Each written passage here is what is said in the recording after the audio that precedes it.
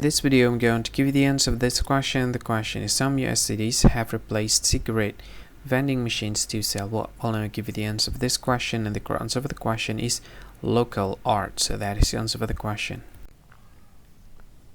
Hi, thank you so much for watching this video. If you find this video is very useful, you can help this channel to grow by subscribing this channel. Please this subscribe button and don't forget to like this video. And if you find this video is not really good, or you don't really like this video, or you kind of feel that it's a little bit offensive or something like that, you can click this one, dislike button. You can do that anyway.